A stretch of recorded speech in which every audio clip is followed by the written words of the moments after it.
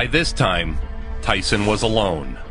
No wife, no family, no real friends. Well, in the important game of expectations, this fight is over before it begins or soon thereafter. It's a tragic story, but it's also like there's so many lessons in that story.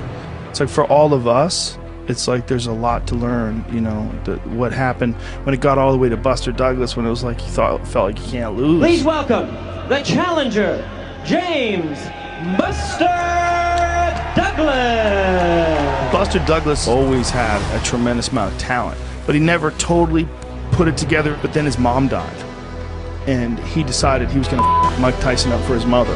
So it was a perfect storm of Mike Tyson being king of the world, doesn't even feel like he has to train anymore, and all on the way, Buster Douglas for that fight trained like a demon. He was 37-0 at that particular moment in time. He was fierce, he was menacing. You begin to file through your memory for the biggest upset in heavyweight championship fight history. Douglas insists that he's going to shock the world in this fight.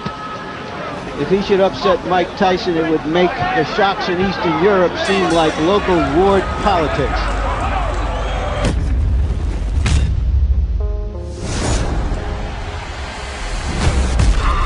Another right-hand lead by Douglas. Like when you're fighting at the real top level of a sport, you know, if you start missing training, start taking drugs, start sleeping around. I don't think I've ever seen Tyson absorb that kind of a 4 or 5 punch combination. His training team was so inept, they had forgotten one of the most standard pieces of equipment, an end swell. And he has swelled up Mike Tyson's eye and is dominating the fight right now. And of course, that infamous corner treatment that he got in Tokyo, Tyson. Because you knocked him down, I think, in the 8th round, and he got like a very long count. The referee gave him extra couple seconds to recover that he shouldn't have. And there's a right hand uppercut, and down goes Douglas. 6, 7, 8, 9, 10. You're out. You're out, Buster. No, he's out. And the bell ends to save Buster Douglas at the end of round 8.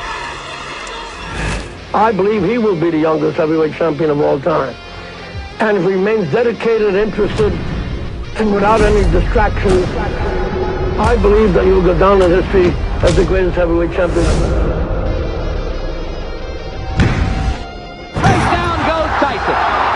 What I took from it is that it was the beginning of the end of Mike Tyson, the Mike Tyson that we knew.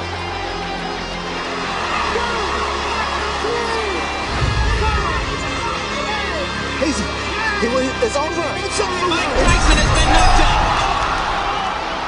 The aura of invincibility was gone. Tyson's demons had finally caught up to him. Does it seem like a dream? Yeah, pretty much like a blur. And suddenly, Mike Tyson, perceived as this giant monolith, has been reduced to being another heavyweight champion who got defeated. You have seen a piece of sporting history, the like of which there has perhaps never been in a boxing ring before.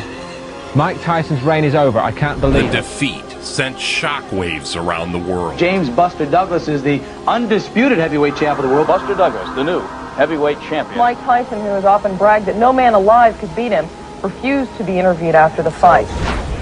It's just one of the things. I was sleeping and I got my ass whipped, and it doesn't change me. I'm no different, no less of a person, anything.